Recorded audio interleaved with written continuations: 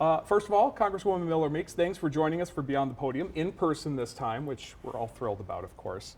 I want to start with inflation and the economy. What would a Republican Congress do that would provide any form of immediate relief? Well, I think some of the things we can do to provide immediate relief is to send a signal to the oil and gas industry that we're going to welcome production. Also, for the Biden administration to allow auctions to occur. So during his time in office, there's been one auction on federal land or public lands for oil and gas drilling. But yet, even under the Obama administration, in his first 18 months, 20 months in office, there were 47.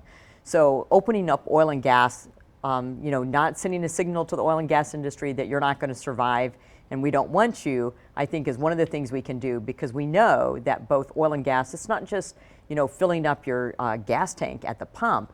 That also relates to food prices, transporting food, diesel in tractors. It relates to natural gas in production of fertilizer. So as all those input costs go up, food prices go up as well. So that's one of the things we can do to immediately get a handle on inflation. So are you hearing from oil producers that they could produce more and that's what's holding them back? Because there are some who believe that they're intentionally holding back to keep their profits high. They're not intentionally holding back. If there's record high profits, they want to produce oil.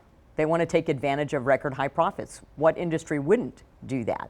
So I think that that's a misrepresentation of what's happening. It's because the Biden administration, both when he campaigned and in office, has let it known that they want to get rid of the fossil fuel industry. And so that signal, if you recall, if you look back at production prior to the pandemic, we're at 13 billion barrels a day, I think it was. We're just under 12 now. So there is a capacity to produce more. When you also look at what is happening in Europe, right now people are burning, I've read people are burning trash, they're burning ancient forests, they're cutting them down, and we're not even in the full winter yet, and that's because they stopped their natural gas production and stopped fracking, and were reliant upon Russia for natural gas. So they also, in Germany, had reduced their nuclear plants, so they don't have enough energy for their demands right now, and it's a huge crisis that's going on in Europe. So I think we would be exporting liquid natural gas were there a friendlier climate and were we allowed to get the permits, the drilling permits, the land leases in order to be able to produce more. So that's one thing. And then the second thing is you got to stop government spending, which fueled inflation. And that happened in March with the first $1.9 trillion COVID-19 package that was not necessarily related to COVID. It wasn't timely, wasn't targeted, wasn't temporary. And that fueled the inflation that we're seeing. More specifically on gas prices, because that is one of the biggest drivers of inflation, how much of a difference do you think increased production of U.S. oil would have? Because this is still a global market, and we just saw in recent days OPEC and Russia dramatically cutting production, which is sending those prices back up. Exactly. So it's a supply and demand issue. So if OPEC, why did the president go to OPEC and Venezuela to ask them to increase production in order to lower prices? So we know that increasing the supply will lower prices. So it's not a matter of price gouging. That, again, is just trying to deflect blame from what the problem is. And the problem is putting a damper and stopping oil and gas development, production, and supply here in the United States. There have been a lot of new alarm bells recently on the economy. There's been new warnings of job losses in the coming months, a full-on recession. Jamie Dimon just recently forecasted another 20% drop in the stock market. What in reality can Congress do to stop that from happening? Because we are still a capitalist society that many drivers are simply out of the control of Congress or the White House. Well, there are things that the White House can do, and there are things that Congress can do. So number one, first and foremost, is to stop the wasteful government spending, which is causing inflation to be high. How do you respond to inflation? There's only a couple of levers that Congress, the administration, and the Federal Reserve have. One of those is to stop spending. That's a lever that we had already warned back in March of last year was going to lead to record high inflation. Number two, raise taxes. Not a good idea to do in the middle of inflation when people are already paying more and they don't have enough money for food and groceries and to fill their gas tanks now. Number three is for the Federal Reserve to raise interest rates, which is what the Federal Reserve is doing. They were slow to the game, so it may take even higher raising of interest rates in order to tamper down inflation. But first and foremost, Government can stop spending. They can spend where they need to spend and prioritize how we spend money, which we have not done. We can stop doing spending on pet Democrat projects, which is what we've seen. Get our spending under control, then create those regulatory framework and climate that is going to allow us to produce energy and allow our economy to grow. There's been a lot of regulatory overload, and I can give you an example of that. I had sent a letter to EPA on the Navigable Waters Protection Rule, which is WOTUS, Waters of the U.S. It's an Obama-era regulation, really hurts farmers, it hurts agriculture, hurts builders, hurts road construction, even private landowners. So under the Trump administration, the rule got clarified. It was easier for people to understand what was a navigable waterway. Well, the Biden administration is reimposing that rule. So they went ahead and did their ruling. They were going back to the Obama-era standards, which creates a lot of uncertainty, a lot of headwinds for us in our economy and economic growth. And so it's now going to the Supreme Court. Last Monday, the Supreme Court decided to take it up, and I'm one of those people that's on an amicus brief with Representative Dan Newhouse of the Western Caucus. So regulatory overload is one of the things that's slowing down and hampering our economy. So part of the problem, and a lot of the problem, is government's in the way. One other aspect of spending among the Biden administration that I think has generally universal condemnation from your party is the student debt relief that they've announced for tens of millions of Americans. There was a report recently that for Iowans who still have student debt, more than 90% are going to get relief from this. Explain to me why that's not a good thing for them. Because people have a contract. They take out a contract to have a loan in order for, whether it's school or a car or a mortgage, but that's a contract that they have, school that they chose to go to, and a debt which they incurred and they willingly incurred. Now, it's one thing to say, were people, misled? Were they somehow cheated, which is a different scenario. But if tuition costs are too high, which I would argue that tuition cost and college education has exceeded the cost of inflation, then forgiving school loans doesn't do anything to address the root problem, which is tuition costs too high, higher education is too high, and becoming out of the reach of people. What about those people who worked? What about those people, such as myself, who started at a community college rather than a four-year university, worked, went to community college, then went to get a degree? What kind of degrees are they getting? Are they being informed about what's the chance and likelihood of a career path and income level that they'll be able to pay back that school loan? And if they're not, do we have anything that holds universities or colleges accountable and ask for them to be forthright in students when they incur student loan debt? So, it's a slap in the face to those people who are working, putting themselves through school, who choose different educational institutions in order to put themselves through school, to parents who save money to send their kids through school so that they don't have debt, or for those people who go into the military with a school loan forgiveness. So all of those methods of being able to handle school loan debt, you're really violating all of those things that other people have done in order to avoid debt or not incur debt or to pay back their loans. And then when does it stop? And is this the same as when we give $7,500 credit to people who buy an electric vehicle, even up to $500,000 of income? What does the car companies do? They raise the cost or the price of an electric vehicle by the same amount. So schools will increase tuition because they know that this amount is being forgiven. Well, but one side of this is the American government picks certain sectors to give breaks or money to. We always hear about tax breaks to some of the largest money-making corporations in the world. How is that okay, but this is not? Because clearly somebody is going to be left out of any program that's offered by the federal government. Typically you have, whether you have legal deductions, so you have a legal deduction for home ownership, but you know that going in to buying a house, and you can factor that in. No one went into college saying, if I go to college, if I incur this school loan, that it's going to be paid back for me. This is something that they incurred, and now we're doing something after the fact. And again, it doesn't address what the root cause or the root problem is, and it's not fair. How is it fair to transfer this debt that people incurred for an education they chose to get? How is that fair to transfer it to other people, to 60% of people who don't have a college education? My brother's a truck driver. Is it fair to my brother, the truck driver, that he has to pay increased taxes? The Penn Wharton study that the overall plan is going to probably cost more than $1 million. And this is going to be passed on to other taxpayers who didn't choose to go to college, or who went to college and paid off their loans, or who went to work, or went through a work-study program. There are a variety of mechanisms that we can do in order to reduce what the burden is for people to still allow college to be attainable and people to go to college and not have insurmountable debt.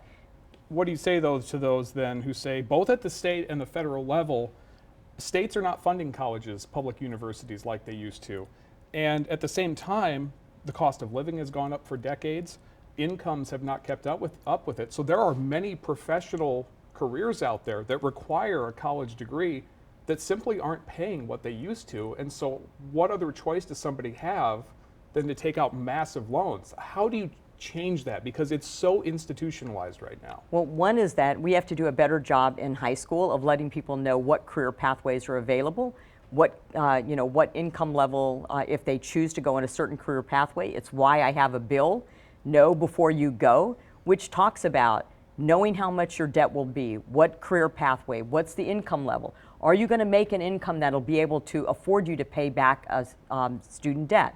Iowa Student Loan does the same thing. They have an intense educational program to allow people to know what pathway they're choosing. So maybe rather than going to a four-year institution, whether it's public or private, especially private, for a certain career pathway, knowing that you're not in school for 4 years in order to, if you're not sure what you want to do, or you're not sure what your major is, you're not sure what type of profession you want to go into or career you want to go into, that you go to a community college first. There's concurrent enrollment between high school and community colleges. So there are a variety of ways that we can avoid school debt and temper school debt and programs that are available for people. But Know Before You Go is a bill that I have, which is trying to get to exactly the problem that you're trying to address. So what you're saying is essentially you want to see more professions, careers attainable without the standard four-year degree from a public university, say like nursing programs, trade programs, going to cheaper schools, or at least starting in cheaper schools. Is that what you're talking about? Yeah, what I'm talking about is,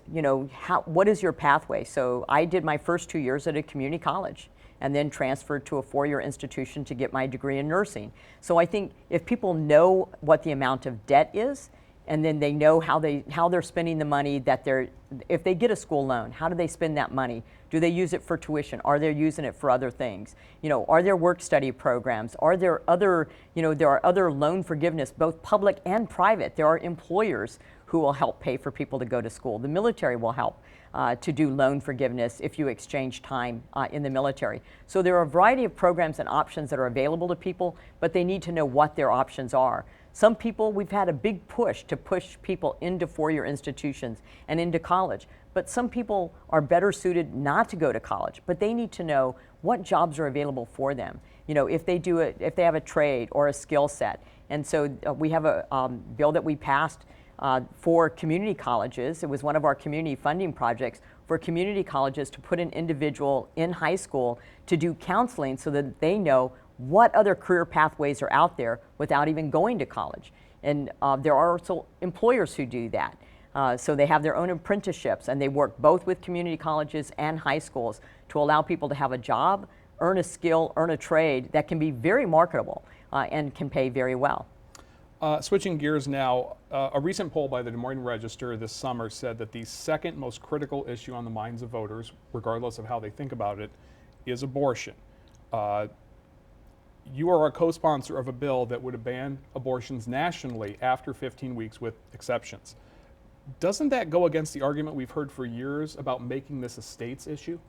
Well, as you know, the Dobbs decision turned over the question of abortion to the elected representatives of the people. And the elected representatives of the people are certainly state, but they're also Congress people. For me, my long-held belief is that I am pro-life, with exceptions for life of the mother, rape, and incest. At 15 weeks, an infant is pain capable. At 20 weeks, an infant is viable outside of the womb. So when we're looking at, should this be at the state level? Preferably, it should come from the state level. But at the federal level, and the reason I signed on to the bill was that I wanted people to know where I was on the issue, because there are people who want to misrepresent your position. I think what's most extreme is what the Democrats voted on in Congress, and that was almost every single Democrat. I think there may have been one person who did not vote for it, which was abortion up until the time of birth and even after birth. That's an extreme position that very few people agree with. But that's not a position where we're seeing healthy, full-term fetuses being aborted. That's mainly in the case of late-term complications that's going to result in potentially a stillbirth. Are you aware of any cases where a healthy baby at 7 or 8 weeks is being aborted by just somebody who chooses not to have a child? That's the law that they passed. Abortion on demand up until the time of birth. Didn't have to be a reason, didn't have to be a rationale. It was abortion on demand. That's what they passed.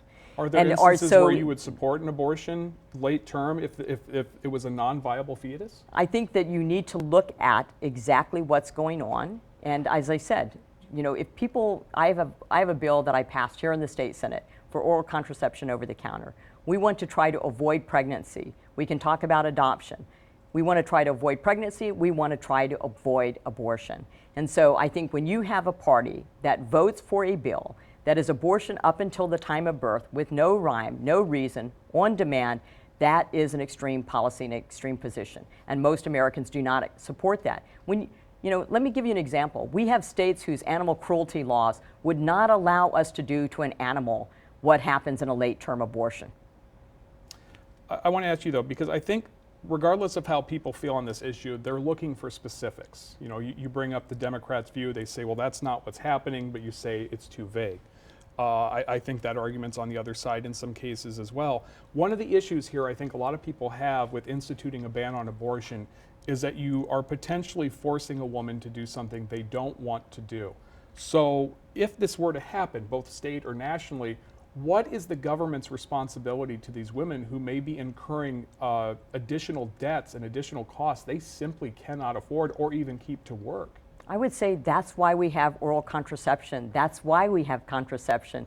We have choices as women, and I would like to empower women to use their choices to avoid even ever having to consider making that decision.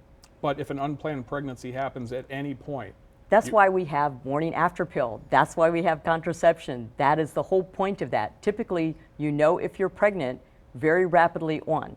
So looking at restrictions for rape, incest, and the life of the mother, I think if you look at, as you mentioned, at polling at individuals, most people agree with that. An infant is pain capable at 15. They are viable outside of the room at 20 weeks, at 15 weeks, and at 20 weeks. And I think you have to consider that. And then, as you said, this is something that is going to go to the people through their elected representatives. They'll have an opportunity to vote on this. And I think a lot of people on both sides are going to be doing that this cycle for sure. Earlier this year, I noticed that former President Trump, who by all accounts is the most influential voice still in your party nationally, endorsed every Republican congressional candidate in Iowa except you. Why is that? You'd have to ask President Trump that question, but I can tell you that from my standpoint, there's only one endorsement I want, and that's the voters of Iowa's 1st Congressional District. Do you have any indication it may have something to do with you voting for the bipartisan commission on January 6th that ultimately didn't happen? Again, I don't know. I make the votes that I make based upon the constituents in my district, reaching out to people in my district, and what I think is ethically and constitutionally what I should do. There are reports that the former president plans to run again. Do you think that he should run? Do you think that he is fit to serve in the White House? Well, certainly that would be up to President Trump to decide whether he should run or not. As a first in the nation state, I would say we would welcome any presidential candidate to our state. We would welcome them here. We would encourage them to come here. But that's a decision that the president has to make. I think, running for office, no matter what office you run for, is extremely difficult. It's challenging. It's hard to put your name on the ballot. It's hard to put yourself and your family through campaigning. So even if it's on a local level or a state level, but certainly on a federal level, it's a lot of work. It's hard to do. So I respect anybody that puts their name on the ballot, but that's the decision that he and his family will have to make. If he is the nominee in 24, will you support him? Well, if he's the nominee and he passes through the primaries, then I would support President Trump, just like Democrats who will support President Biden if President Biden chooses to run again in 2024. So I think when you're talking about fitness, I think people are going to have to look at, do they want someone of the age of President Biden running for president again in 2024? You're among what seems to be a shrinking number of lawmakers in Washington from both sides of the aisle that are able to tout bipartisan action. What do you say to your supporters who say things like, we need you to protect us from Democrats who are out to destroy this country? Are Democrats out to destroy this country? I think you have to look at what people are doing and how they vote and what bills they pass. And where I've been extremely concerned is I've been very concerned about the level of censorship, the level of deplatforming, the level of canceling, especially on social media. Not saying that that's at the request of the Democrats, but when they don't come out and support free speech, that's very concerning to me. When you look at what they're doing with Second Amendment rights and gun rights, and we look at cities that have the most stringent and the most strict gun laws, but yet have high homicide rates, or when you have rhetoric about defunding the police and abolishing the police or abolishing ICE, so not respecting the laws of this country, those things make everyone concerned that people aren't upholding the Constitution, and are they upholding the standards of the United States. So what I typically say is that I'm elected to represent constituents in the district. When people contact me, I don't ask them what their political party is. They let me know what their problem is, their concerns are, and then we go to work to help solve their problem. A lot of the bills that I've passed, and you're correct, I've passed over 13 bills as a minority member of Congress. I've had 5 signed at the White House, so I've been to the White House for bill signings. I'm very proud of the legislation that we have passed and the work that we have done, and I'll continue to try to find common sense solutions that plague people, and especially if it's good for Iowa, then it's good for me. Last question, and this is kind of along the same lines. We have seen that partisanship build and build and build, and obviously in some cases turn violent, one example being January 6th. Congresswoman Liz Cheney, arguably one of the most conservative voices in your party, reliably conservative views, essentially has been drummed out of the party and drummed out by voters simply because she felt that the President of the United States violated his oath of office. Does that send a signal that there is a way that every Republican has to think and act? They cannot deviate from the agenda? If you see someone like this who is about as reliably conservative as you can get, now tossed aside.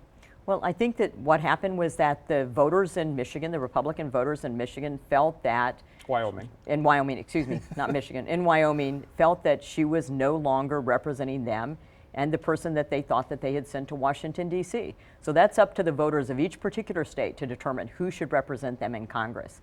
All I can say is the work that I do for the current 2nd Congressional District, that I'm hoping to do for the 1st Congressional District, that I make myself available, I'm accessible, we answer phone calls, we do work within the district, we try to be responsive to all of the voters within our district, no matter what party they are, and we're here to serve people of the 2nd Congressional District and then hopefully the 1st Congressional District.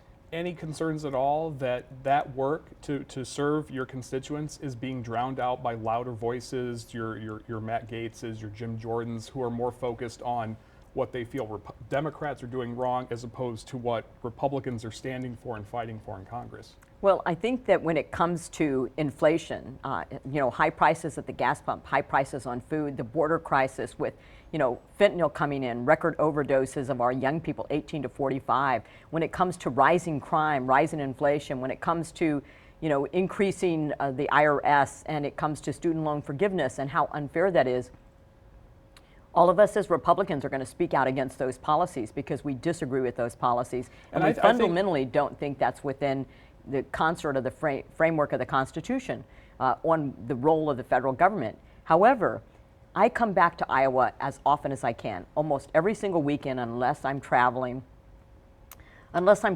for congressional duties. I've had one vacation, that's my daughter's wedding, and I think it's important that I'm back in the state, that I'm with voters, with my constituents, and that I answer their questions. So I think the best thing that I can do is to be transparent, to explain why I voted for what I voted or why I didn't vote for something that one or the other party may have wanted me to vote for.